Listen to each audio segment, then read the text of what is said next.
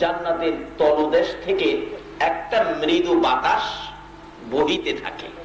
এই বাতাসটা সমস্ত বেহেশতের কি সুগন্ধ। এখন তো আমরা আতর সেন্ট কিনে ব্যবহার করি, ওই সময় আপনার কিনতে হবে না, ওই আজকেই আপনার ওইগুলি কিনা হইতেছে। আল্লাহু আকবার বলো। আজকে কে কষ্ট করে আরামের ঘুম হারাম করে মাহফিলে বসে আছো, আজকে তোমাদের ওই সবগুলো কিনা হইতেছে, যাইতেছে। বাতাস সমস্ত বেহেশতের ভিতরে ঘুরতে থাকবে। বেহেশতের সাজানো কারুকার্যগুলো, ফুল ফলের ঘাসগুলো, পাতাগুলো একটার সাথে একটা দেখবেন। এই ভাদ্র মাস শেষ, আশ্বিন মাস শুরুতে উত্তর দিক থেকে বাতাস বহিতে থাকলে মৃদু বাতাস, বেশি জোরেও আসে না আস্তেও না, এরকম একটা বাতাস।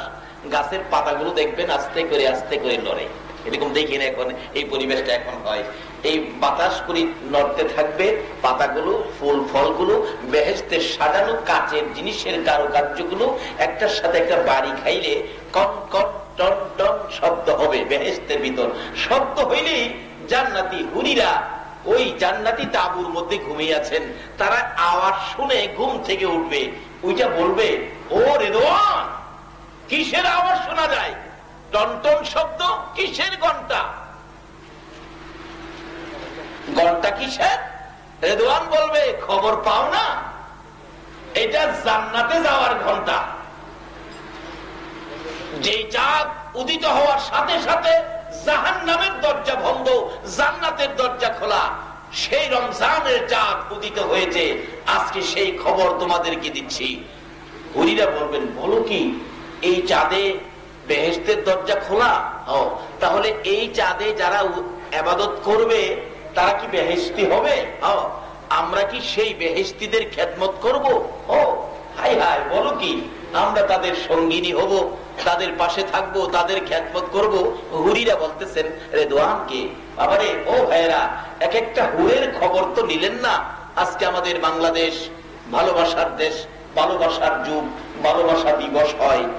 একজন সাধারণ কালো মেয়ের জন্য ছেলেটা পাগল হয়ে যায়, বিয়ে শাদী না হইলে আত্মহত্যা করে মারা যায়। বাবারে, এত সুন্দর হুরিনের ব্যবস্থা তোমাদের জন্য করেছেন আমার আল্লাহ। রাসূল বলেছেন, এক একটা হুর কত সুন্দর, 70 পেসের কাপড় যদি পরে তারপরেও সৌন্দর্য দেখা যাবে। 70 পেসের কাপড় পরলেও সুন্দর দেখা যাবে। একটা হুর যদি দুনিয়ায় থুতু ফালাইতো, থুতুর মজার গন্ধে মানুষগুলো খালি কইতে, ব্যাপার কি রে, কিসের গন্ধ, কিসের গন্ধ কইতে কইতে জ্ঞান হারা হয়ে যেত। দেখেন না, অনেক লোক বিদেশ থেকে আসে, বিদেশি চেন মাইরা রাস্তাটা রিক্সাটা গেছে, এই চেনের গন্ধে লোকেরা এদিক সেদিক যায়, মনে হয় বিদেশি গেছে রে, সাইজে কয়। এক একটা হুরের থুতুর গন্ধ, লোকজন আশ্চর্য হয়ে যেত, জ্ঞান হারা হয়ে যেত। একটা হুর যদি বাম হাতের আঙ্গুলটা যদি দুনিয়ায় বাহির করত, এই সৌন্দর্যের কাছে চন্দ্র সূর্যের সৌন্দর্য অন্ধকার হয়ে যেত। এই বাজেটগুলি আখেরি নবীর উম্মতের জন্য আমার আল্লাহ করেছেন। আপনারা কি নিতে রাজি আছেন? বসুন না, আল্লাহ তো দিবি আপনাদেরকে। এ হুরিরা ডাকবে, রেদওয়ান, এই লোকগুলি কারা, আমরা দেখাইবা। ওই বেহেশতের দরজায় দাঁড়ায়া রেদওয়ান আঙ্গুল ইশারা করে দেখাইতেছে। বিকাল বেলা দেখায়, ওই যে দেখো, সারাদিন রোজা রাইখা ঠোঁটগুলি শুকিয়ে গেছে, শরীরটা দুর্বল হয়ে গেছে, ঠিক মতো হাঁটতে পারতেছে না। ওই যে দেখো, ওই যে কালো পাঞ্জাবি, লাল শার্ট, ওই যে সাদা জামা, এই যে তারাই তোমাদের সঙ্গিনী হবে, তোমরা তাদের খেদমত করবে, দেখাইতেছে। আর হুরিরা আপনাদের দিকে তাকিয়ে রাখতেছে, আল্লাহ গো, কবে তাদের সাথে আমাদের দেখা হবে, সাক্ষাৎ হবে, কবে তাদের খেদমত আমরা করব। তারা পাগল হয়ে যাবে। এই রমজান মাসে এই দরজাগুলো খুলে দিয়ে এই অনুষ্ঠানগুলি আনুষ্ঠানিক ভাবে হইতেছে শুধুমাত্র কার জন্য? যারা রমজানের সাথে সম্পর্ক করেছে। কোরআন শরীফে আল্লাহ আরো বলেছেন, ফাদখুলি ফি ইবাদি ওয়াদখুলি জান্নাতি, তোমরা আমাকে ইবাদত দাও, আমি তোমাদের জান্নাত দেব। কি ইবাদত দিবেন? রাসূল বলছে ইবাদতের জন্য রোজাও দিতে হবে, নামাজও বলুন, রোজাও দিতে হবে, নামাজও। নামাজ উত্তম ইবাদত, তার সাথে সাথে রোজা লাগান, তাহলে ইবাদত হয়ে গেল, আপনাকে জান্নাত দেবে। বলুন, জান্নাতের মালিক কে? আল্লাহ। ঘোষণাটা কে দিলেন? আল্লাহ। জান্নাতের দরজা খোলা, এখন আপনারা খালি জান্নাতে যাবেন, নামাজ পড়বেন, রোজা রাখবেন, আর জান্নাতে যাবেন। সহজ হয়ে গেল। বলবেন, হুজুর কেমনে যাব? সারা জীবনই তো আমরা গুনাহ করেছি। এই গুনাহগুলি মাফ করানোর জন্য আমার আল্লাহ সিস্টেম করেছেন, জান্নাতে যাবেন। কিভাবে? রম শব্দের অর্থ হলো পুড়ে যাওয়া। রম শব্দের অর্থ পুড়ে যাওয়া। এটা পুইরা ছাই হয়ে যাবেন, হেই পুরানা। কিন্তু এক কিসিমের পুরা আছে, যে পুরাই জিনিসের দাম বাড়ে। মনে করেন স্বর্ণ, স্বর্ণ যারা কাজ করে তারা স্বর্ণ কিন্তু আগুনে দেয়। আগুনে দেওয়ার অর্থ কি? স্বর্ণ পুড়ে ছাই করে দেওয়া। কি করা? এটাতে খাঁটি করা, পরিষ্কার করা, অলংকার বানানো। হাতে দিবে, কানে দিবে, গলায় দিবে, এই সাইজ করার জন্য আগুনে দেয়। আগুনে দিয়ে কি তার দাম বাড়াইলো না কমাইলো? বাড়াইলো। আমাদেরকেও রম শব্দের আগুন দেয় আমরা জান্নাতি বানানোর জন্য। আমাদের এলাকায় একটা শোলা আছে, পাটখড়ি, যেটা বিলাতি পাটখড়ি বলি, কেউ দেও নাইলা বলে। এদিকে হয়তো এই পাটের শ্বাস নাই, হয়তো এই শোলাগুলো, পাটখড়িগুলো খুব দামি। এগুলি সাধারণত বাহিরে রাখে না। যারা গৃহস্থী করে, চাষিরা, এই পাটখড়িগুলো আপনার নিয়া কিছু ফেসা ফাঁসা ময়লা টেলা থাকে বিদায় একটু আগুন করে রাত্রের বেলা কি করে, ওই শোলাগুলো, পাটখড়িগুলো আগুনের মধ্যে ফেলায়। ওই ফেসাগুলো পরিষ্কার করে ভালো করে প্যাকেট করে এগুলি ঘরের উপরে রাখে। একটু আগুন তার গায়ে দিয়ে তাকে সাইজ করে উপরে রাখে। আল্লাহ বলেন, আমিও জান্নাতের দরজা খুলেছি বন্ধু তোমার উম্মতের নেওয়ার জন্য, কিন্তু তাদের যে 11 মাসে কিছু বেজাল আছে, এই বেজাল গুলো রম শব্দের আগুনে সাইজ করবো। আল্লাহু আকবার বলো। কিভাবে সাইজ করবো? বাস্তবে আসুন। আপনাদের এলাকায় সনের ঘর হয়নি? সনের ঘর, সনের ঘর হয়। সনের ঘর বাঁধতে গেলে দুই পাশে দুইটা বাঁশ দিতে হয়। এই বাঁশরে কি কর আপনারা? পাইপ। আমাদের এদিকে কয় মারুল। মারুলই হোক আর পাইরই হোক একই জিনিস। এই পাইরের বাঁশগুলি কিন্তু সোজা হইতে হয়, আঁকা বাঁকা হইলে পাইর হবে। কিন্তু যেই বেচারা কাজ করবে ঘরের, এই মিস্ত্রি একটা বাঁশ কাইটা নিয়ে আসলেন বাঁশের জার থেকে, আঁকা বাঁকা। বাড়িওয়ালা কয়, বেটা এই বাঁশ দিয়া কি পাইর হবে? মিস্ত্রিকে, চাচা চিন্তা করেন না, আমি সাইজ করবো। কেমনে করবি? আমার কিছু বনকুটা দেন আর একটু আগুন দেন। বনকুটা দিয়ে আগুন জ্বালাইয়া দেখবেন যেই জায়গাটা বাঁকা, আগুনের মধ্যে এই জায়গাটা একটু ছেঁকা দেয়। ছেঁকা দিয়ে গাছের মধ্যে লাগাইয়া ধাক্কা দেয়, জায়গাটা সোজা হয়।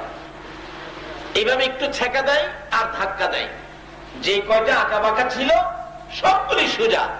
আল্লাহ কয়, বন্ধু আমি তো বেহেশতের দরজা তোমার উম্মতের জন্য খুলেছি, এই 11 মাসের আঁকা বাঁকা সোজা করার জন্য রং শব্দের আগুনের চাকা লাগাইছি। মিস্ত্রি বলতেছেন, আমি বাইরের বাঁশ সোজা করবো, চিন্তা করবেন না। যাইতে যাইতে গোড়ার দিক মোটা বেশি, তো এটা সাধারণ ছেঁকায় সোজা হইতেছে না। অবশেষে দেখবেন মিস্ত্রি ডাকে, চাচা বাড়িওয়ালাকে ডাকে, এই 15-20 মণ ওজনের পাথর পাইবেন? একটু ছাকা দিয়া পাথর দিয়া চাপা দিয়া রাখছে। বলছে আজকে ধরেন না, সকালবেলা খুলে দেখবেন সোজা হয়ে যাবে, ফাইলের উপযুক্ত হয়ে যাবে। আমার আল্লাহ বলেন, বন্ধু গো আমি জান্নাতের দরজা খুলেছি তোমার উম্মতের জন্য। 11 মাসের অপরাধ গুলো, আঁকা বাঁকা গুলো সোজা করার জন্য রং শব্দের আগুনের সেকা লাগাইলাম। সেকতে সেকতে যখন শেষের দিকে যাইয়া, যেমন বাঁশের মোটা গুড়া মোটা সোজা হইতে চায় না, পাথর দিয়ে চাপা দিলেন মিস্ত্রি সোজা করার জন্য। বন্ধু গো আমিও তোমার উম্মতের 11 মাসের আঁকা বাঁকা সোজা করার জন্য রং শব্দের আগুনের সেকা লাগাইলাম। এই সেকাই যদি সোজা না হয়, দুনিয়ায় পাথরের চাপায় আমি আল্লাহ দিব না, আমি 20 রাকাত তারাবি নামাজের চাপা মাইরা দিলাম। 20 রাকাত নামাজের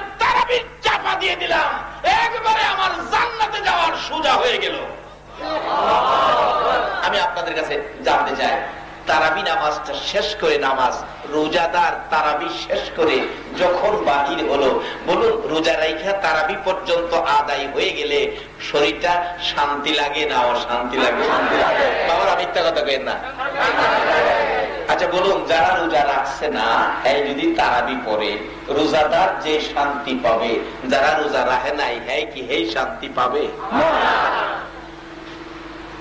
রমজানের রোজা চিনছেন তো? সেহরি খাবেন, সারাদিন কিছু না খায়া সন্ধ্যার সময় ইফতার খাবেন, না সারাদিনই খাবেন? কোন ইবাদতকারীকে আল্লাহ জান্নাত দেবেন? যারা নবীর বিধান অনুযায়ী, আল্লাহর কোরআন অনুযায়ী সারাদিন ইবাদতে মগ্ন, আল্লাহ পাক তাদেরকে জান্নাত দিবেন। তাই নবী বলেছেন রোজাদার এবং নামাজি জান্নাতে যাবেন, জান্নাত পাবেন। কিন্তু সেই জান্নাতে যাওয়ার জন্য রোজাকেও চিনতে হবে। অনেকে রমজানের রোজাই চিনে না। এক বেচারা এক এলাকায় গিয়ে দেখে মানুষ রমজান কি জিনিস জানেই না, চিনেই না। এক ওই মৌলভী সাহেব বলতেছেন, বাবারা আপনারা কি রমজানের সাথে সম্পর্ক নাই? সামনে রমজান আসতেছে, এটার ইজ্জত করবেন, এটাকে সম্মান করবেন, এটার সাথে সম্পর্ক করবেন। তাই নাকি হুজুর? তাতে কি হবে? রমজানে জান্নাতের দরজা খোলা আছে, আপনি জান্নাতে যাবেন। কিন্তু এলাকার লোকজন তো এই রোজা সম্পর্কে ধারণা নাই, জানা নাই।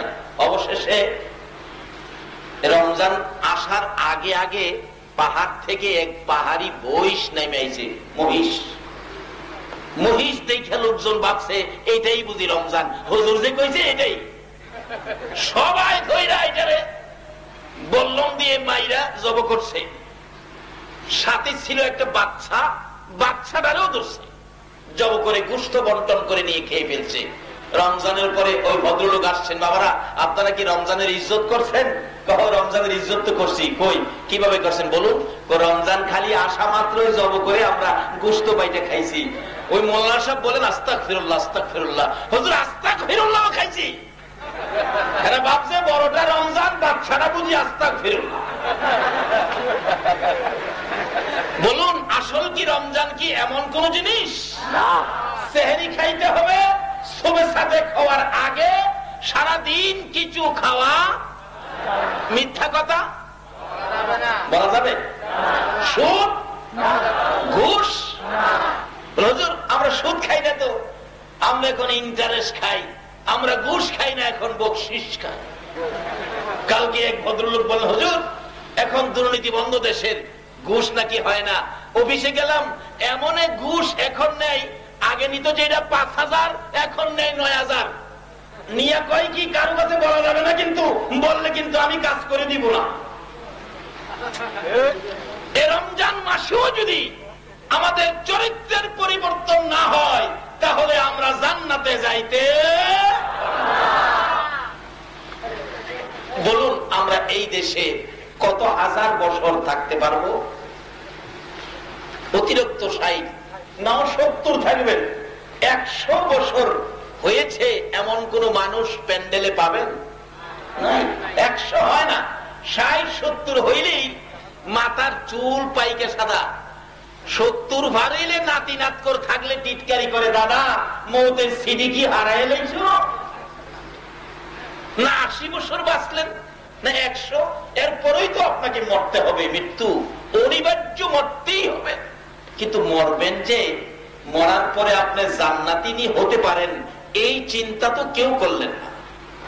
আমাদের দেশের অভ্যাস, দেশের চরিত্র, মানুষ মৃত্যুর চিন্তা করে না, আখিরাতের চিন্তা করে না, কবরের চিন্তা করে না, খালি দুনিয়ায় যা পাও খাও, লও, বড় বড় কিছু করো, বাড়ি গাড়ি করো।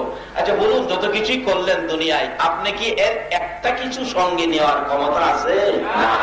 যে বিছানায় ঘুমান, মৃত্যুর পরে একটা বালিশ সঙ্গে নেবেন, পারবেন কি কেউ?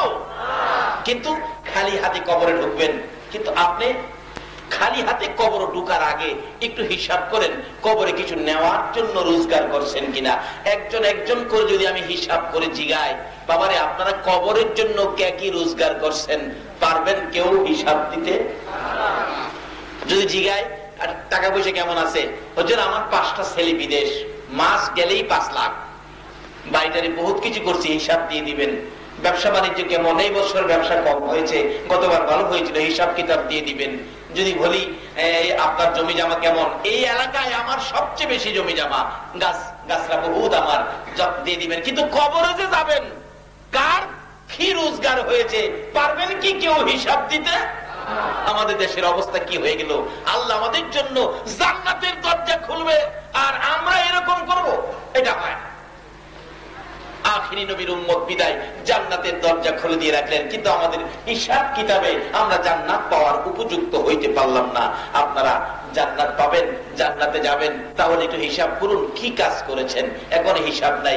আমাদের এলাকায় এক বেচারা কোটি কোটি টাকার মালিক, 5টা ছেলে, বিরাট বড় অফিসার, ঢাকাতে 5টা 5তলা বাড়ি করে বেটা আরামে বসে আছে, ছেলেরা সুখে শান্তিতে আছে। বাবা গ্রামের বাড়িতে পুকুর কাটলেন, রাজকীয় পরিবেশে বাড়িঘর করে, হাই বিকাল বেলা বাড়ির সামনে চেয়ার ফেলায় বসে আর ঠ্যাং নাড়ায়, আর যারে দেখে তারে ডাকে, দিগায় বল আমার মতো এই এলাকায় কার কি আছে, বল আমার মতো কারো আছে?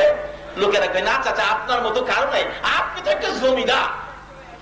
ঠিক কইছস, আরে চা দে, পুরি দে। দেখ মৌলবী ছিল, তার ছোট ভাই আমার মতো মৌলবী ব্যাক কল, ছোট ভাই যায় কয় পিছে দেখায়, ভাই আপনি কোন আপনার কি নাই, আপনার মতো কেউ কিছু নাই ভাই, আমি হিসাব মিলাইয়া দেখছি আপনার কিচ্ছু নাই।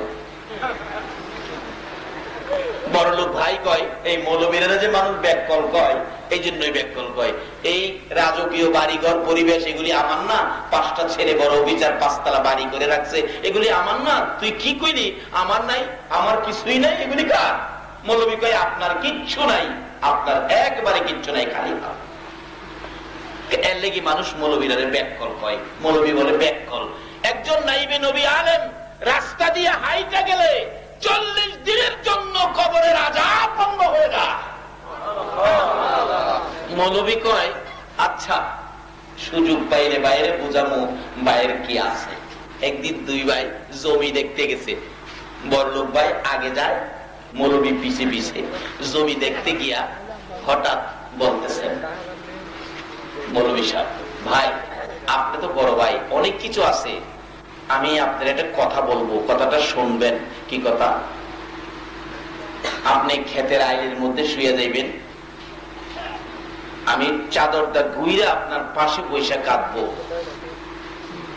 মানুষে জিজ্ঞেস করলে আমি বলবো আমার বড় ভাইকে সাপে কাইটা মাইরা লাইছে, কিন্তু আপনি আমি না কওয়া পর্যন্ত, ডাক না দেওয়া পর্যন্ত উঠতে পারবেন না। কি হইব পরে বুঝবেন কি হইব। ভাই মৌলবী সিস্টেম করছে বাইরে বুঝাইতো বাইরে কি আছে। সাদা চাদর দিয়ে ঘুরছে, ভাই শুয়ে রইছে, মানুষ দৌড়াদৌড়ি করে আসতেছে, হাই হাই কি ব্যাপার? মৌলবী সাহেব কান্নাকাটি করতেছে, আমার ভাই তো মারা গেছে। কই কি? একসাথে আসলা 2 জন জমি দেখার জন্য মারা গেল, কি ব্যাপার? সাপে কাটছে মারা গেছে। লোকজন আইসা খালি একটা কথাই কয়, লোকটার এত কিছু ছিল, কোটি কোটি টাকার মালিক ছিল, আজকে তো লোকটা কবরে যাইবো একবারে খালি হাত। সকলে আইসা খালি এই কথাটা কয়।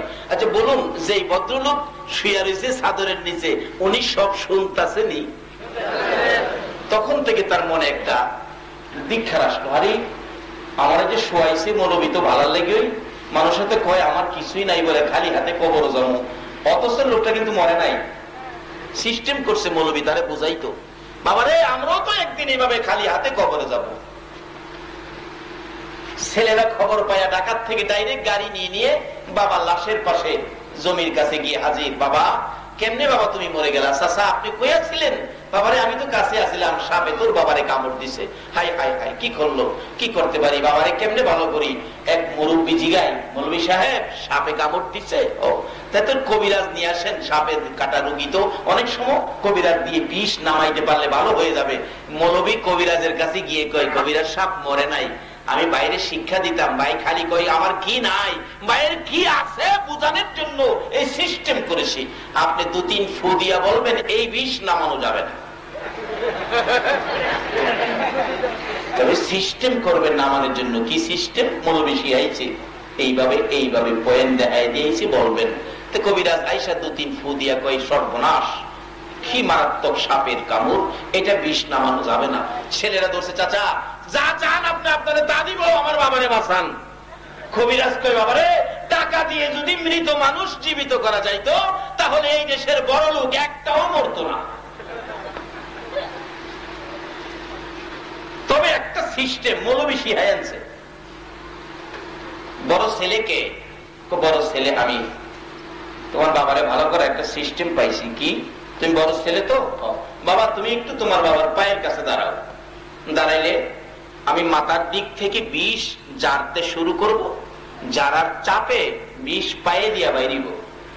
বাইরিয়া যদি তোমারে পায় তোমার উপরে ঢুকবো, তুমি পয়লা ময়রা যাইবা, তোমার বাবা ভালো হইব। মৌলবি নাকি ব্যাককল, কি পয়েন্ট শিখাইছে দেখে। কবিরাজ কয় বাবা তুমি বড় ছেলে, তুমি তো মেইন গার্জিয়ান হবে, দাঁড়াও তুমি আগে দাঁড়াও। বড় ছেলে কয় চাচা যাইলেন না, রাখেন। দেখেন আমি বাবা মৃত্যুর খবর আইছি, অফিসে অনেক কাজ ফালাইছি, আমি দেরি করতে পারবো না, আমার সময় কম, তাড়াতাড়ি কি করবেন করেন, আমি জায়গা।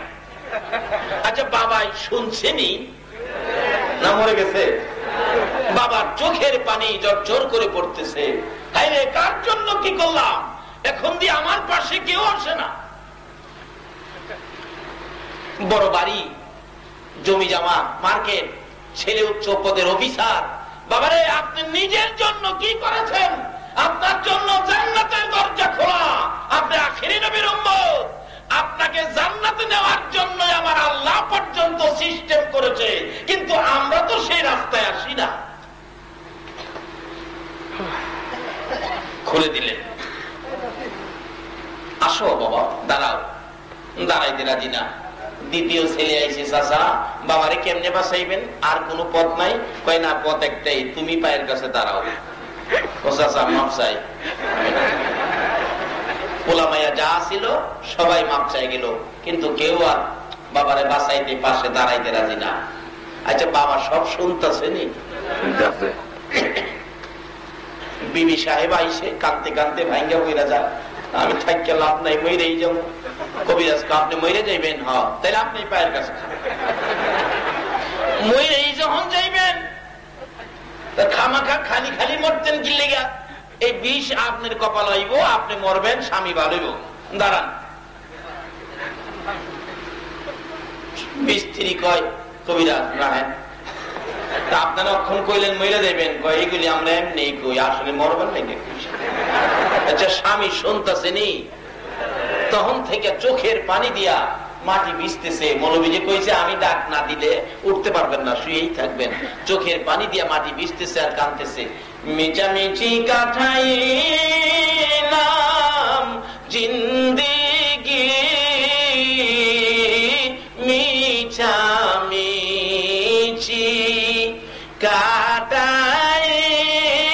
কাটাইলাম জিন্দেগি, চোখে দেখা হারাইলাম বন্দিগি। চোখে দেখা সব হারাইলাম, জীবনটা কই কাটাইলাম, সব তো মিশা। এই জিনিসগুলো আমার নবী বোঝানোর জন্য 63 বছর জিন্দেগি। আমার নবী কত কষ্ট করেছে, না খাইয়া পেটে পাথর বেঁধেছে। উহুদের জমিনে আমার নবীর দান দান মোবারক শহীদ করেছে। আল্লাহু আকবার। আমার নবী এই জিনিসগুলো উম্মতের হাতে দেওয়ার জন্য উহুদের জমিনে রাসূলের দান দান মোবারক শহীদ।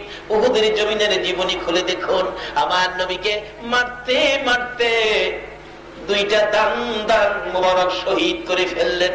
নবীজি মুখের উপর হাতটা লাগাইয়া কাঁদতেছে, সাহাবীরা রে তোরা কে কোথায় আছো রে? আমার 2টা দান দান মোবারক শহীদ হয়ে গেছে। চোখের পানিগুলো ঝরতেছে, নবীজির রক্ত মোবারক জামা কাপড় লাল হয়ে গেছে। তারপরও নবীকে রেহাই দেয় নাই, শত্রুরা চারদিকে ঘেরাও করে ফেলেছে। আল্লাহু আকবার। আমার নবী বলেন যে দিকে তাকায় বন্ধু বলে জীবনে কাউরে দেখি না, সবাই আমার শত্রু। চারদিক দাঁড়িয়ে আছে, যেদিকে তাকাই সব আমার শত্রু। ডান দিকে তাকাইলে বাম দিক থেকে মারে রে, বাম দিকে তাকাইলে ডান দিক থেকে মারে, সামনের দিকে তাকাইলে পিছন দিক থেকে মারে, পিছনে তাকাইলে সামনের দিক থেকে মারে। এইভাবে আমাকে মারতে মারতে মাথায় লোহার টুপি টুকরা টুকরা করে জমিনে ফেলে দিল। লম্বা লম্বা দুইটা লোহার টুপির অংশ মাথার দুই পাশে একেবারে ভিতরে ঢুকে গেল। এত গভীরে ঢুকেছে, রাসূল বলেন তাই না খুলতে পারি না।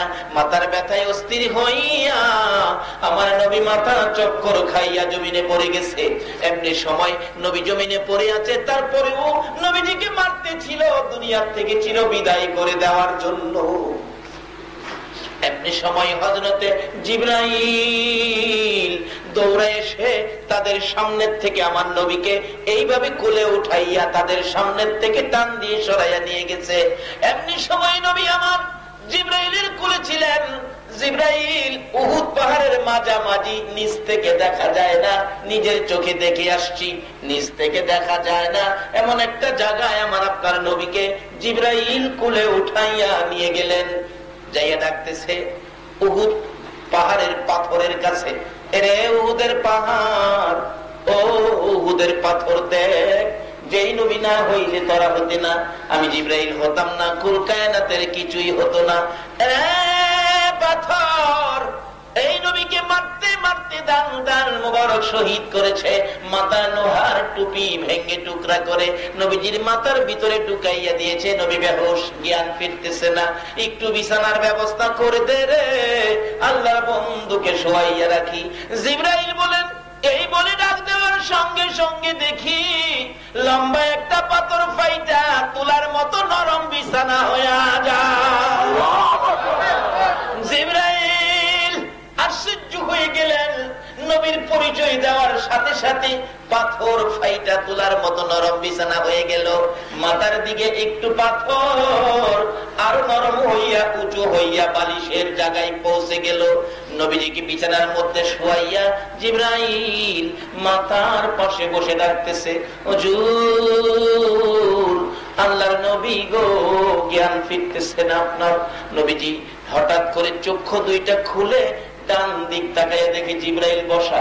নবী চোখের পানিগুলো জর্জর করে ছেড়ে দিলেন। জিবরাইল রে, আমি আর কত মার খাবো রে জিবরাইল। জিবরাইল বলে, ইয়া রাসূলুল্লাহ কাঁদবেন না, আর কেহ আপনাকে মারবে না, আমি আপনাকে চাই না উহুদ পাহাড়ের উপরে নিয়ে আসছি, আর আপনাকে কেউ মারতে আসবে না।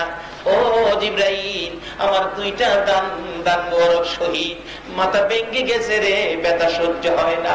জিবরাইল ডাকে ছোট্ট ছোট্ট সুরে, ইয়া রাসূলুল্লাহ আমি জিবরাইল আপনার কষ্টের কথাগুলো আল্লাহর কাছে পৌঁছে দিব। আল্লাহর বন্ধু গো, বলুন দাঁত ভাঙ্গা ব্যথা আপনার কাছে কেমন লাগতেছে? হুজুর আমি জিবরাইলের কাছে বলুন মাথা ভাঙ্গা ব্যথা কেমন লাগতেছে? আমার নবী দুইটা চোখের পানি জর্জর করে ছেড়ে দিয়ে ডাকে, জিবরাইল জিবরাইল রে, দাঁত ভাঙ্গা ব্যথা কেমন লাগে জিগাইলি, মাথা ভাঙ্গা ব্যথা কেমন লাগে জিগাইলি, আমার উম্মতের ব্যথা কেমন লাগে জিগাইলি না? রে জিবরাইল, দাঁত ভাঙ্গা ব্যথা মাথা ভাঙ্গা ব্যথার চাইতে রে জিবরাইল আমার গুনাহগার উম্মতের ব্যথা বেশি। আর এই উম্মতের কান্ডার নবী রহমতের ভান্ডার, বলুন উম্মতের কান্ডার নবী নবী বিনে রোজ হাসরে কে করিবে পার, নবী বিনে রোজ হাসরে কে করিবে পার, উম্মতের কান্ডার নবী রহমতের ভান্ডার, উম্মতের কান্ডার নবী মোদের নবী দয়ার সাগর, গুনাহগার উম্মতের পাগল, মোদের নবী দয়ার সাগর, গুনাহগার উম্মতের পাগল, রোজ হাসরে সিজদায় পড়ে কাঁদবে যারে যার, রোজ হাসরে সিজদায় পড়ে কাঁদবে যারে যার, উম্মত উম্মতের কান্ডার নবী রহমতের ভান্ডার। বলুন উম্মতের কান্ডার নবী রহমতের ভান্ডার। যাইয়া দেখো মদিনাতে কান্দে নবী রওজা পাকে। যাইয়া দেখো মদিনাতে কান্দে নবী রওজা পাকে। মাফ করিয়ে দাও গো খোদা উম্মত গুনাহগার। মাফ করিয়ে দাও গো খোদা উম্মত গুনাহগার। উম্মতের কান্ডার নবী রহমতের ভান্ডার। উম্মতের কান্ডার নবী রহমতের ভান্ডার। নবী বিনে রোজ হাসরে কে করিবে পার। নবী বিনে রোজ হাসরে কে করিবে পার। উম্মতের কান্ডার নবী রহমতের ভান্ডার। উম্মতের কান্ডার নবী রহমতের ভান্ডার। বাবারা ভাইরা, যে নবী এত ব্যথায় ব্যথিত হওয়ার পরেও নিজের ব্যথা গোপন করে উম্মতের ব্যথা প্রকাশ করে, এই নবীর কথাগুলো মানা আমাদের দরকার আছে কিনা? তাইলে আপনার জান্নাতি, তার আগে নয়। এমন দরুদি নেতা নেত্রী পৃথিবীর কোথাও পাবেন না। সে নবীর কথাগুলো মানুন, সে নবীর আদর্শে আসুন। কার পিছে দৌড়াচ্ছেন? কার পিছে? কার আদর্শ? কোন নেতার নেতৃত্বে জীবন দিতে যাচ্ছেন? আজকে যাদের পিছনে দৌড়াইতেছেন শান্তির জন্য, বাংলার অবস্থার দিকে তাকিয়ে দেখেন, যারা আপনাদেরকে শান্তি দিবে তারা নিজেরাই তো অশান্তির ভিতরে আছে। একমাত্র শান্তির নবী হলো নবী মুহাম্মদ। এই নবীর আদর্শের মধ্যে শান্তি, এই নবীর তরিকার মধ্যে শান্তি, এই নবীর দেখানো রাস্তায়, সেটা হলো জান্নাতি রাস্তা। জোরে বলুন সুবহানাল্লাহ। বাবারা ভাইয়েরা, কষ্ট হইতাছে আপনাদের? আসলে রোজার মাস, এমনি তো সারাদিন রোজা রাখা লম্বা নামাজ তারাবির পর শরীর ক্লান্ত হয়, তারপরও আপনারা কোরআনের পক্ষে সময় দিচ্ছেন। নিশ্চয়ই আপনাদের গায়ে জান্নাতের গন্ধ করবে। আপনারা জান্নাতি হবেন। কিভাবে হবেন? সামনে আসতেছে। কষ্ট হবে না তো আপনাদের? তাই বলতেছিলাম, এই নবীর আদর্শে ঢুকেন। কিন্তু দেখা গেল লোকটা শুই আছে, কেউ তার জন্য জীবন দিতে রাজি, অথচ এই বেচারাই আমার কি নাই। আর মৌলবী বলছিল আপনার কিচ্ছু নাই। এখন কার কথাটা রাইট হইতেছে? ছেলে মেয়ে বিবি বাচ্চা কেউ তো তার জন্য জীবন দিতে রাজি। বিবি সাপ পর্যন্ত রাজি না। কই দেখেন, আমরা এমনি তো কই স্বামীর মহব্বতে, আসলে মরতাম কইছি না তো, এমনি কইছি। মাটি দিয়ালাম। আচ্ছা, এই ভদ্রলোক শুনতেছেন সব? ঘুমাই গেছেন আপনারা? এই লোকটা কি আসলে মরছে? এখন কবিরাজ ওয়াজ করে, মৌলভী সাহেব লোকটা কি করলো? জীবনটা শেষ করলো, নিজের জন্য তো কিচ্ছু করলো না। কিছুক্ষণ ওয়াজ করলো, এখন কবিরাজ জিগায়, মানবিক বলো এই রোগীর আরো আপনজন কেউ আছেনি? আরো কেউ আসেনি বলো। কবিরাজ প্রশ্ন করেছে, ও মৌলভী সাহেব আরো কেউ আছে কিনা? মৌলভী দুইটা চোখের পানি জর্জর করে ছেড়ে দিলেন। কবিরাজ রে, আরেকজন আছে রে, ইনি হলেন আমাদের গর্ভধারিণী মা। কে আছে? কে আছে? সবাই বলুন, কে আছে? একজন আছে মা। মাকে নিয়ে আসেন। মা আসতে পারবে না, মা অসুস্থ, বুড়া মানুষ। দুইজন নিজস্ব লোক নিয়ে যান, দৌড়ে দৌড়ে নিয়ে আসেন। মৌলবী মায়ের ঘরের দরজায় যায় দেখে, মা, মা গো। যায় দেখে বড় ছেলের মৃত্যুর খবর পাইয়া, বলুন মায়ের কান্না কম হবে না বেশি হবে? সন্তানের মৃত্যুর খবরে মার চেয়ে বেশি আর কি পৃথিবীতে কেউ পারবে কাঁদতে? এই মায়ের খবরও তো নেন না। রমজানের রোজা রাইখা তারাবি পড়ে নামাজ আদায় করে সেহরি ইফতার খেয়ে সবে কদরের নামাজ পড়েও আপনি জান্নাতি হতে পারবেন না যদি মায়ের কলিজায় আগুন দিয়ে থাকেন।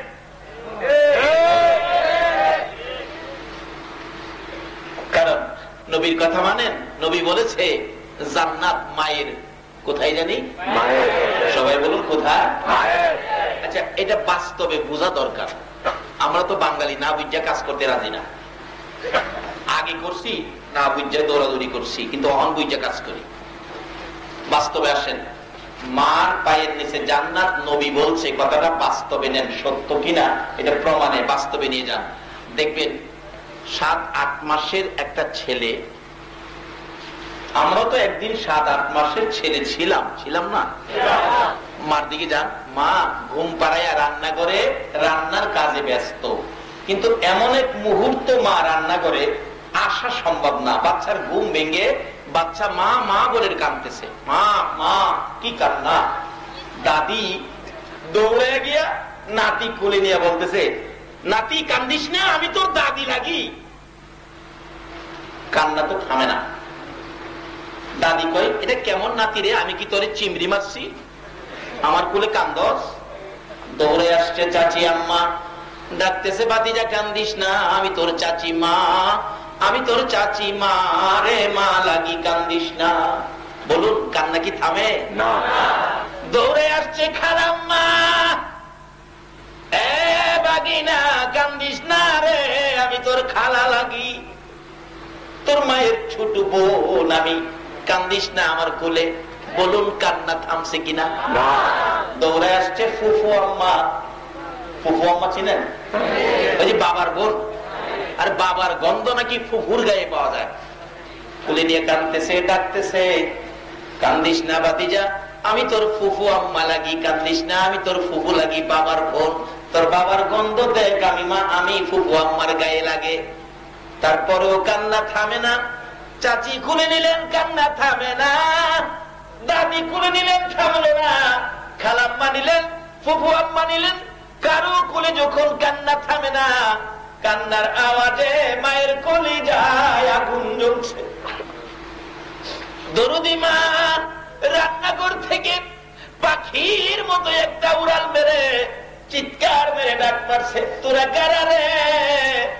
দে আমার বাবারে আমার কোলে উঠাইয়া দে।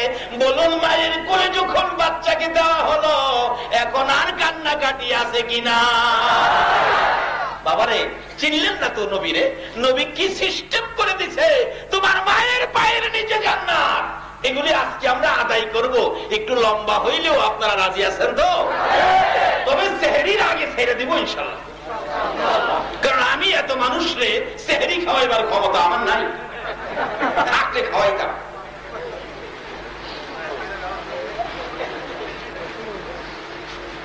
আর যদি জান খাইতে বৈরব দাওয়াত দিলাম, যাইবেন নি? কইবেন হুজুর যে পয়সা খরচ কিনা বৈরব যামু, এই পয়সাটা বাড়ির দেশি মুরুখ দিয়ে খাইতাম না, তার বৈরব যাই লাভ নাই। আমিও দাওয়াত ইমনটাই দিমু, যেটা না যাই পারবেন। আর গেলে খুশি হমু যাই।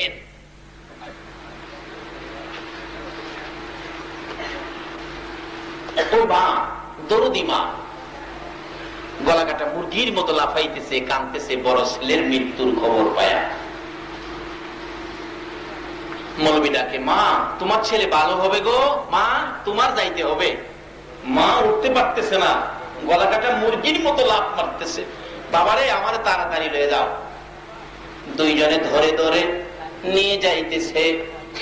কাছাকাছি যাওয়ার পরে মা দূর থেকে ডাক মারছে, রে কবিরাজ যাইস না রে, আমি মা এসে গেছি। কে আইছে? সবাই বলুন। একটা অক্ষরের নাম, কত যে মজা। এই এক অক্ষরের নাম মা ছাড়া মজার আর দেখাইতে পারবেন না। এটার মাঝে এত মজা কেন? রাসূল বলছে এটার ভাইয়ের নিচে তোমার জান্নাত। যে জান্নাতের দরজা রমজান মাসে খুলে দেওয়া হয়েছে, যে জান্নাতে আপনার জন্য কত আরামের বিছানা, কত আরামের বান্ধবী, কি যে মজার বান্ধবী গো। বাঙালিতে ভাইছ না, পাইলে রাত্র কেড়ে জীবন দিয়া লেখা ডাকতেছে।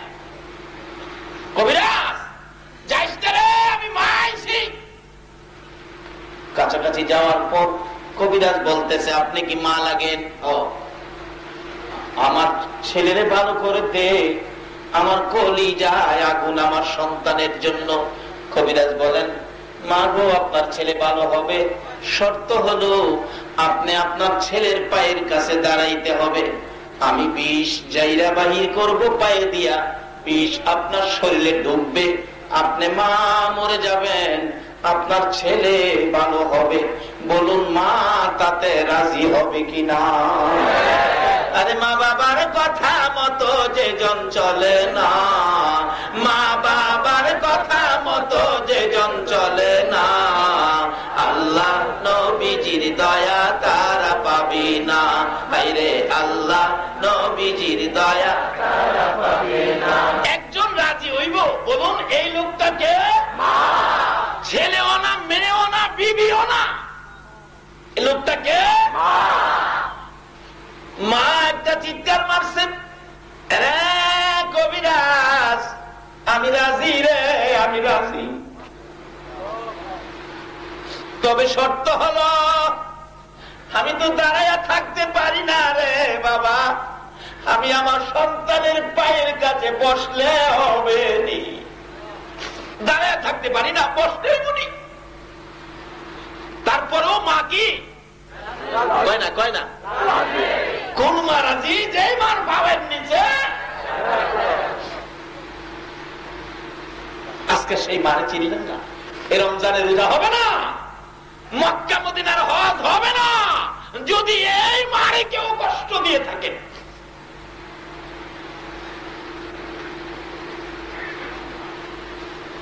কবিরাজ ডাকে, মা কি ব্যাপার? কেউ তো রাজি হলো না, আপনি যে রাজি হলেন, আচ্ছা ছেলেটা সব শুনতেছে নি, আপনি রাজি হলেন, কেউ রাজি হলো না। মা দুইটা চোখের পানি ছেড়ে দিলেন, কবিরাজ রে শোনো আমি কেন রাজি হলাম। কবিরাজ, যেদিন আমার এই ছেলেটা আমি মায়ের পেটে ছিল, প্রথম ছেলে পেটে ছিল রে, 10 মাস 10 দিন বড় কষ্ট করেছি। বাবা যখন পেটে ছিল, কোন কোন রাত্রে আমি মা ঘুমের ঘরে ঘুমিয়েছিলাম, ঘুমাইতে পারি নাই রে কবিরাজ, আমার পেটের ভিতর থেকে লাথি মারছে, ঘুম থেকে উঠে গেছি, আবার লাথি মারছে, দাঁড়াইয়া গেছি, আবার লাথি মারছে, জিব্বা কামড়ায়া সহ্য করেছি, কারো কাছে কই নাই রে, ওই দরজার পাশে দাঁড়াইয়া রয়েছি। কোন কোন দিন দাঁড়াইয়া থাকতে থাকতে মসজিদে আজান হয়ে গেছে, সারা রাত না ঘুমাইয়া কাটাইছি। এটাই শেষ নয় রে কবিরাজ, যেদিন আমার এই বাবা দুনিয়ার জমিনে আসবে 3 দিন আগের থেকে ব্যথা শুরু হয়েছে। প্রথম দিনের ব্যথা কবিরাজ রে কারো কাছে কই নাই, লজ্জা জিব্বা কামড়ায় সহ্য করেছি। দ্বিতীয় দিনের ব্যথা আরো কষ্ট হয়েছে, সহ্য করেছি, কারো কাছে কই নাই। তৃতীয় দিনের ব্যথা রে সহ্য করতে পারি নাই রে কবিরাজ, বেহুশ হয়ে গিয়েছিলাম। আমার শাশুড়ি দৌড়ায় এসে বালতির পর বালতি পানি আমার মাথায় দিয়েছে, জিজ্ঞেস করেছে বৌমা কি হয়েছে? মুরব্বী মহিলারা বলছে অন্য কিছু না, আপনার বৌমার সন্তানাদি হবে। কবিরাজ, মুরব্বী মহিলারা আমার ঘর ভরে গেছে, ব্যথায় অস্থির হইয়া সহ্য করতে পারছিলাম না। মুরব্বী মহিলাদেরকে ডেকে ডেকে বলেছিলাম, মহিলারা গো তোমাদের পায়ে ধরি, আমার একটা দাও, হাতে তুইলা দাও না, আমি গলা কাইটা নিজের জীবন নিজে দিয়া দেই। বাচ্চা প্রসবের ব্যথা এত কষ্ট আমি মা সহ্য করতে পারি না। কবিরাজ, মুরব্বী মহিলারা দাও জাতীয় সবগুলো জিনিস ঘর থেকে বাহিরে পালাইয়া দরজা বন্ধ করে দিল। আবার বলছিলাম, মহিলারা গো আমার কষ্টের কথা তোমরা বুঝতে পারতেছ না গো, তোমাদের পায়ে ধরি আমার 2 টাকার বিষ কিনা দাও, আমার আর সন্তানের স্বাদ নাই, আমি বিষ খাইয়া জীবন দেই, আর কলিজা মানে না ব্যথা। মহিলারা মাথায় হাত বোলাইয়া বলছিল, মা পাগলামি করিস না রে, সন্তানের মা হইতে কষ্ট আমরাও করেছি, আল্লাহরে ডাকো, আল্লাহ 2টা 2 জায়গায় করে দেয়। রে কবিরাজ, ওই ব্যথা সহ্য করতে না পেরে আল্লাহ ঘো কইয়া যখন চিৎকার মারতাম, আল্লাহ পর্যন্ত থরথর করে কাঁপতো। আমার আল্লাহ বলেন, ফেরেশতারা রে, আমার আরশ কেন কাঁপে রে ফেরেশতারা? ফেরেশতারা বলেন, প্রভু গো, ওই মা সন্তান প্রসবের ব্যথায় আল্লাহ আল্লাহ বলে ডাক মারছে, ব্যথা সহ্য করতে পারছে না, সেই ডাকে তোমার আরশ পর্যন্ত কাঁপতেছে। আমার আল্লাহ বলেন, ফেরেশতারা রে, যে মা সন্তান প্রসবের ব্যথায় এমন ডাক ডাকে আমার আরশ পর্যন্ত কাঁপে রে ফেরেশতারা, তারা সাক্ষী হয়ে যা। ওই মায়ের এক একটা ডাকের বিনিময় আমি আল্লাহ এক একটা কবুল হজের নেকি দান করে দিলাম। তোমার আমার মায়ের প্রসব ব্যথার যন্ত্রণা দেখে আমার আল্লাহ কবুল হজের সওয়াব দিল। আমাদের যে খেদমতের নির্দেশ করেছে আমরা সেই কাজে শরীক হইলাম কিনা? বলতেছিলাম, সেই মা ডাকতেছে, কবিরাজ রে, আমি আমার সন্তানের পায়ের কাছে দাঁড়াইতে রাজি। সুবহানাল্লাহ। একজন রাজি হইছে, লোকটা জানি কে? কবিরাজ বলেন, মা মাগো, কেউ তো রাজি হলো না, আপনি কেন রাজি হলেন? মা বুঝাইতেছেন, কবিরাজ রে, 3 দিনের ব্যথায় যদি ও কবিরাজ নিজের জীবন দিতে চাইছিলাম, সন্তান নাই, দরকার নাই, তারপরেও মহিলারা সান্ত্বনা দিয়েছে, মাগো আল্লাহরে ডাকো, সন্তানের মা হইতে কষ্ট আমরাও করেছি, বালতির পর বালতি রক্তক্ষরণ হইয়া গড়টা লাল লাল হয়ে গেছিল। আমি দেখেছি মহিলারা কানাকানি করে বলতেছে, এই মহিলাটা বাঁচবে না। রে কবিরাজ, আমি নাকি বাঁচবো না? মহিলারা কানাকানি করেছে।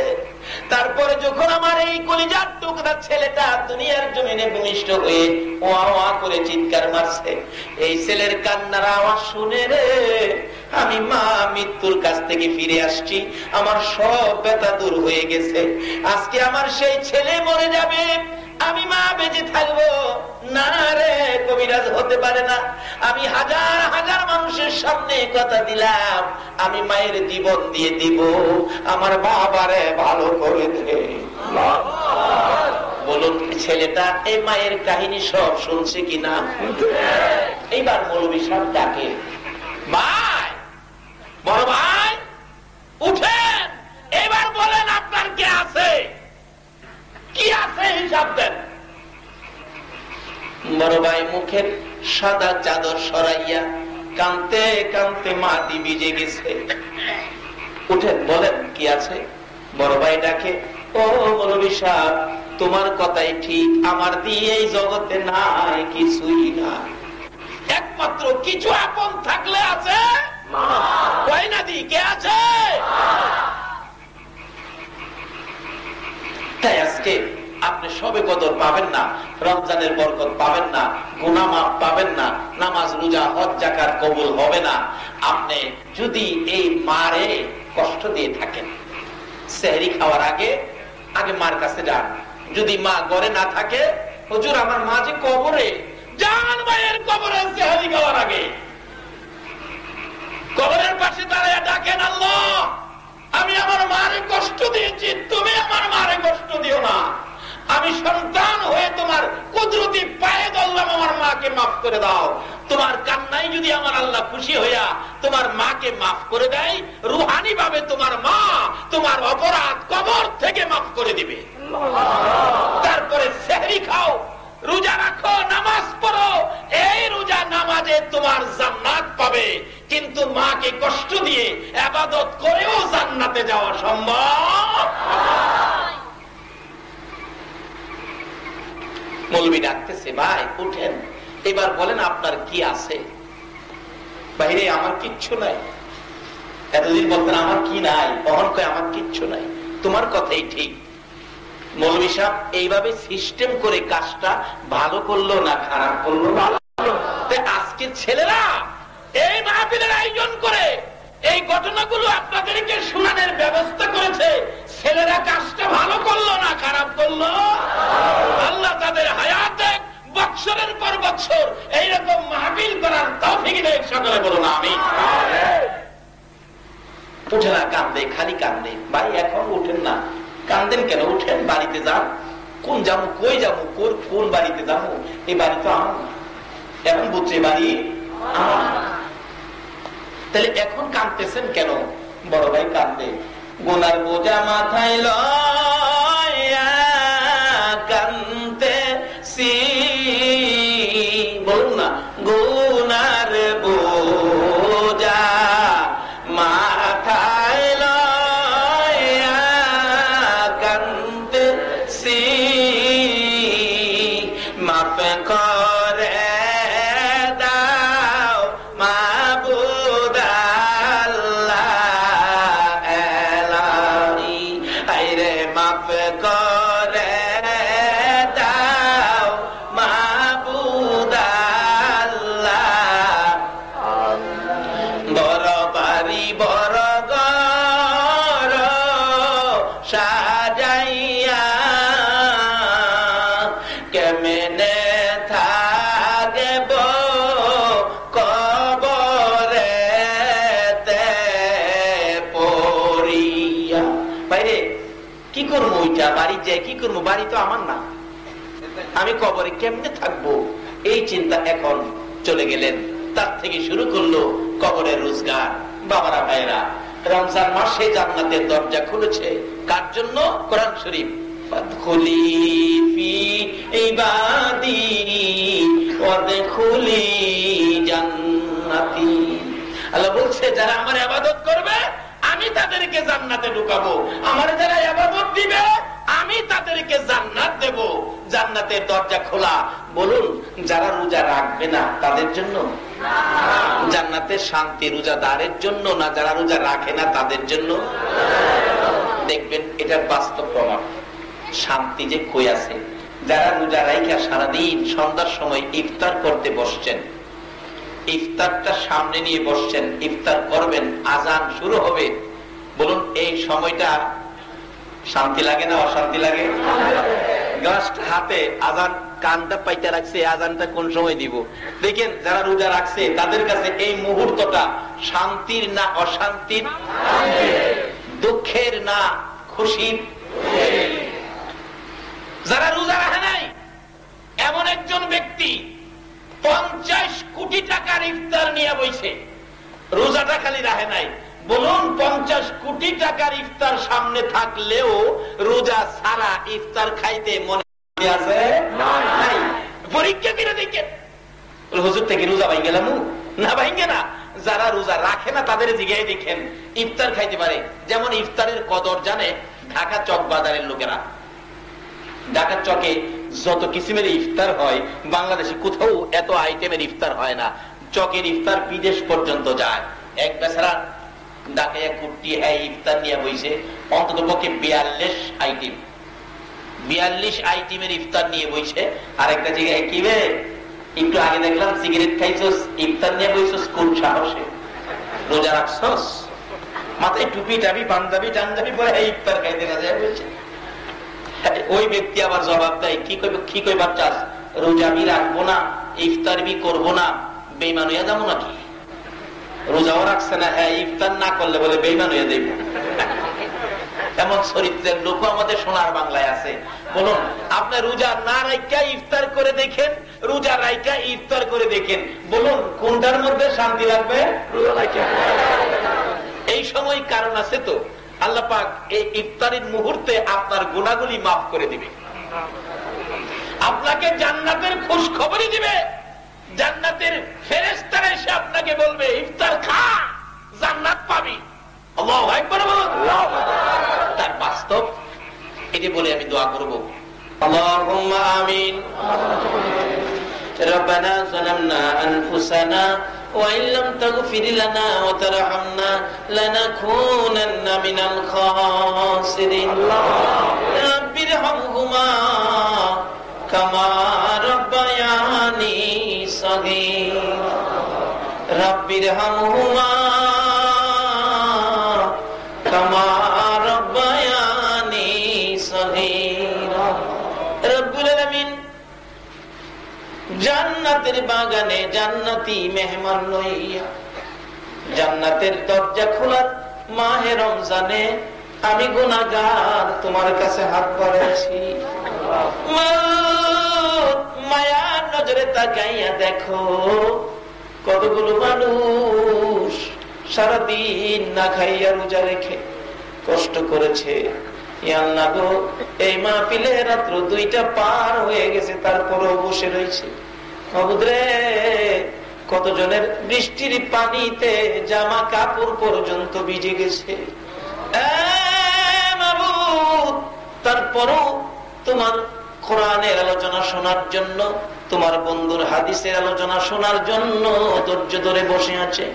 এখন বাড়িতে যাবে, সেহরি খাবে, এই মুহূর্তে 2টা হাত তোমার গাফফার নামের দুয়ারে বাড়াইছি।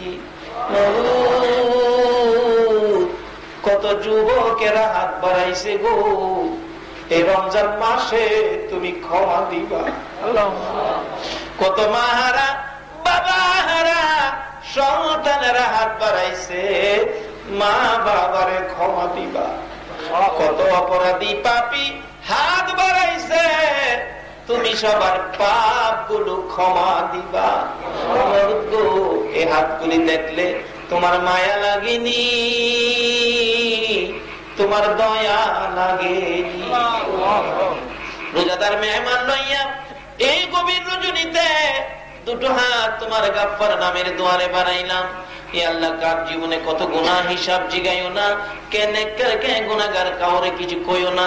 এই মাহফিলের উসিলায়, মাহে রমজানের উসিলায় আমাদের সকলের জীবনের গুনাহগুলো ক্ষমা করে দাও। বুঝেছি আমাদের গুনার জন্য তুমি বুঝি রাগ হইয়া গেছো। আমরা যে হাত বাড়াইলাম গো, তুমি যদি মাফ না করো আমরা আর কই যাবো গো আল্লাহ। ডাকতেন না আল্লাহ,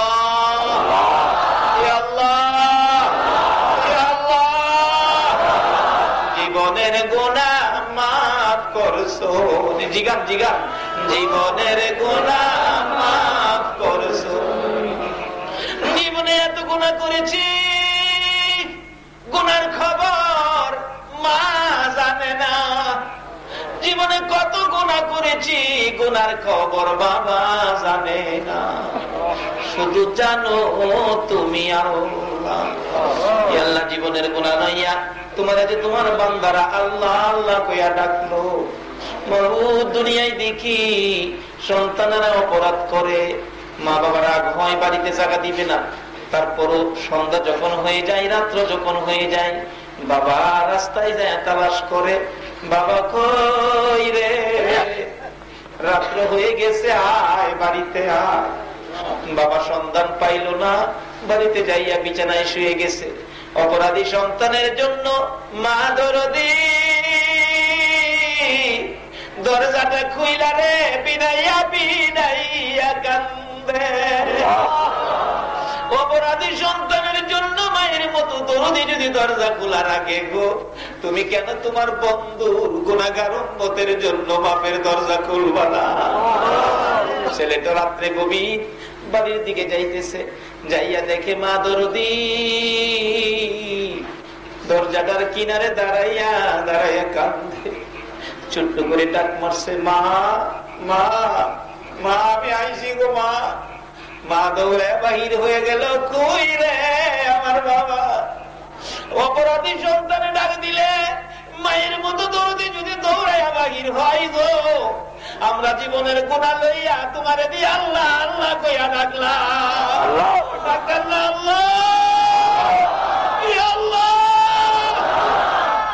আল্লাহ মায়ের মতো দরদি যদি সন্তানে ডাক দিলে এত মায়া করে গো, আমরা যে তোমার আল্লাহ কইয়া ডাকলাম, তোমার কি মায়া লাগে না? তোমার কি দয়া লাগে না? আল্লাহ, তোমার 99 ভাগ মায়ার দরজা খুলে দাও না, আমাদের তামাম জিন্দেগীর গুনাহগুলো ক্ষমা করে দাও। আল্লাহ, জীবনের গুনাহ ক্ষমার আসার দরখাস্তের পর আরেকটা দরখাস্ত করি, তুমি কিন্তু রাগ হইও না। হাজার হাজার মানুষ এই গভীর রাত্রে কষ্ট করে হাত বাড়াইছে। আমি জানি না রে, কার মনে জানি কি ব্যথা, কার মনে জানি দুঃখ। আমার মা নাই গো, কার মনে জানি ব্যথা, আমার বাবা নাই, আমার বাবা নাই। যে বাবা মাতার গাম বাতাই ফেলাইয়া রোজগার করে সন্তানের লালন পালন করেছে, যে মা ছোটকালে মায়ের পাশে যদি প্রস্রাব করে দিছে, সন্তান ডান দিকে প্রস্রাব করলে গো মা বাম দিকে নিয়ে গেছে, বাম দিকে প্রস্রাব করলে মা দরদি নিজে প্রস্রাবে ভিজা জায়গায় শুইছে রে বাবু, সন্তানের শুকনা জায়গায় ঘুম পাড়াইছে। আবার যদি প্রস্রাব করে দিছে শুকনা জায়গা না পাইয়া মা দরদি সন্তানের বুকের উপর ঘুম পাড়াইছে। শীতে মা কষ্ট করেছে, সন্তানের কষ্ট দেয় নাই। এই মা সন্তান যদি কোথাও যাইতো, রাত্র 12টা 1টা 2টাও যদি বাজছে, সারা এলাকার ঘরের দরজা বন্ধ হয়েছে গো, মায়ের ঘরের দরজাটা বন্ধ হয় না। মা দাঁড়ায় দাঁড়ায় ডাকে, বাবা গো রে, আমি মা দরজা কইলা দাঁড়ায় রয়েছি। একটা গাছের পাতা যদি পড়ছে, একটু আওয়াজ যদি হয়েছে, মা চিৎকার মেরে ডাক মারছে, বাবা আইসনি, বাবা আইসনি গো। এই ডাকের দরজা জানি কার বন্ধ হয়ে গেছে গো আল্লাহ। মায়ের অভাবী কে জানি হাত বাড়াইছে, আমি নিজেও মায়ের অভাবী গো আল্লাহ। এই মা বাবা যার কবরে, ও জান্নাতের মালিক, তোমার জান্নাত তুমি কার জন্য বানাইছো? ওই সকল মা বাবার জন্য তোমার জান্নাত ভিক্ষা চাই গো আল্লাহ। মা বাবার কবর গুলো জান্নাতের বাগান বানাইয়া দাও আল্লাহ। মা বাবা যারা দুনিয়াতে আছে হায়াত বাড়িয়ে দাও। মা বাবা কেমন জিনিস বুঝার তৌফিক ছেলে মেয়েদেরকে দান করে দাও আল্লাহ। দাদা দাদি, নানা নানি, শ্বশুর শাশুড়ি, আলিয়া আওলাদ, বংশধর্মই, মুরব্বী, পাড়া প্রতিবেশী, খানদানবাসী, মহব্বতী, খাস করে এই এলাকার জমিনের নিচে যত মোমেন মোমেনাত ঘুমিয়েছে গো, এই মাহফিলের উসিলায় মাহে রমজানের বরকতে সকলের কবর জান্নাতের বাগান বানাইয়া দাও আল্লাহ। মাহফিলের আয়োজন যারা করেছে, এই সোনার ছেলেদেরকে তোমার কুদরতি হাতে দিয়ে গেলাম আল্লাহ। তাদেরকে সকল প্রকার বিপদ আপদ থেকে বাঁচাইয়া রাখো। তাদের বংশধর্ময় মুরব্বী যারা কবরে, সবাইকে তুমি মাফ করে দাও আল্লাহ। এই মাহফিলে যারা সাহায্য সহযোগিতা করেছে, বুদ্ধি পরামর্শ দিয়েছে, দূর দূরান্ত থেকে কষ্ট করে মাহফিলে শরীক হয়েছে, সকলকে তুমি কাল কিয়ামতে নবীর কুদারায় উঠাইয়া ফুলসিরাতের ফুল পার করে দিও গো আল্লাহ। আল্লাহ তোমার নবী যেই জান্নাতে থাকবে গো, ওই জান্নাতের পাশের জান্নাতি বানাইয়া দিও গো আল্লাহ। আল্লাহ আমাদের মধ্যে যারা বিমার শেফা করে দাও।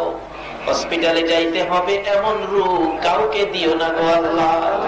হসপিটালে যাওয়ার মতো কোন রোগ যদি কারো থাকে, ক্যান্সারের কথা বলেছে আল্লাহ গো, এমন মারাত্মক বিপদ বেদি যাকে ধরেছে আল্লাহ, দয়া করে তুমি মাফ করে দাও গো আল্লাহ। হসপিটালে যাইতে হবে এমন রোগ কাউকে দিও না গো আল্লাহ। হসপিটালে যাওয়ার মতো কোন রোগ যদি কারো থাকে, মাহফিলের উসিলায় মাহে রমজানের উসিলায় মাফ করে দাও গো আল্লাহ। আল্লাহ আমাদের মধ্যে যারা বিপদে আছে, বিপদ থেকে উদ্ধার করে দাও। যারা ঋণগ্রস্ত আছে, ঋণ থেকে মুক্ত করে দাও। যারা নামাজি, নামাজ কবুল করে নাও। যারা নামাজ পড়ে না, নামাজের বুঝ দান করে দাও আল্লাহ। এই রমজানে জান্নাতের দরজা খোলার মাসে যারা রোজা রাখে আল্লাহ গো, সকলের রোজা, নামাজ, সেহরি, তারাবি, ইফতার, রমজানের বরকত সবে কদর সহ নসিব করে দাও আল্লাহ। খাস করে যাদের ছোট্ট ছোট্ট ছেলে মেয়ে আছে, ছেলে মেয়েদেরকে নেক হায়াত বাড়াইয়া দাও। অকালে মৃত্যু দিও না, মা বাবার কলিজায় আগুন জ্বালাইও না। ছেলে মেয়েদের মুখে ইতিমের দাগ লাগাইও না। ছেলে মেয়েদের মা বাবার হায়াত বাড়াইয়া দাও আল্লাহ। যাদের ছেলেরা বাইরা বিদেশ থাকে, সহি সালামতে রাখো। যারা বিদেশ যাবে মনের আশা পুরা করে দাও আল্লাহ। যারা পরীক্ষা দিয়েছে, দিবে, কামিয়াবি দান করে দাও আল্লাহ গো। খাস করে আমাদের বাংলাদেশের উপর তুমি রহমত বর্ষিত করো। মানুষ কষ্টের মধ্যে আছে আল্লাহ গো, মানুষের শান্তির ফায়সালা করে দাও আল্লাহ। যেই পথে যাকে দিয়ে শান্তির ফায়সালা হবে তুমি সেই ব্যবস্থা তুমি করে দাও গো আল্লাহ। ইয়া আল্লাহ, খাস করে এই এলাকাটুকু তোমার কুদরতি হাতে দিয়ে গেলাম, রহমত বরকত শান্তি দ্বারা ভরপুর করে দাও গো আল্লাহ। এই মাহফিল কমিটির ভাইদেরকে তোমার কুদরতি হাতে দিয়ে গেলাম, তাদেরকেও তুমি কবুল করে নাও গো আল্লাহ। এই মাহফিলে যেন কষ্ট করে এত রাত পর্যন্ত বসে আছে সবাইকে তুমি রোজা, সেহরি, তারাবি, ইফতার, রমজানের বরকত সবে কদর সহ নসিব করে দিও গো আল্লাহ। মাহফিল শেষে যারা যেখানে যাবে গো সহি সালামতে পৌঁছাইয়া দিও গো আল্লাহ। আল্লাহ পাশে বসে মায়ের জন্য দোয়া চাইতেছে, আল্লাহ দয়া করে মাকে তুমি মাফ করে দাও গো আল্লাহ। আল্লাহ, খাস করে এই মাহফিলে যে আশায় হাত বাড়াইছে সকলের মনের আশা পুরা করে দাও গো আল্লাহ। এই পর্যন্ত যারা রোজা রাখে নাই আগামীকাল থেকে রোজা রাখার তৌফিক দাও গো আল্লাহ। রোজা যারা রাখবে গো, সেহরি যারা খাবে গো, ইফতারি খাওয়ার আগে আগে আখিরি নবীর উম্মত বলে কবুল করে লও গো আল্লাহ। আল্লাহ, যতগুলো দরখাস্ত করলাম মাহফিলের উসিলাই, দুরুদের উসিলাই, জিকিরের উসিলাই, মাবুদ মাবুদ রে, রহমতের 10 দিনের উসিলাই, সবে কদরের মাসের উসিলাই, জান্নাতের দরজা খোলার মাসের উসিলাই আমাদের সবগুলো দরখাস্ত কবুল আর মঞ্জুর করো গো আল্লাহ। সাল্লাল্লাহু তাআলা আলা খায়রি খালকিহি মুহাম্মাদিন ওয়া আলা আলিহি ওয়া আসহাবিহি আজমাইন বিহাক্কি লা ইলাহা ইল্লাল্লাহু মুহাম্মাদুর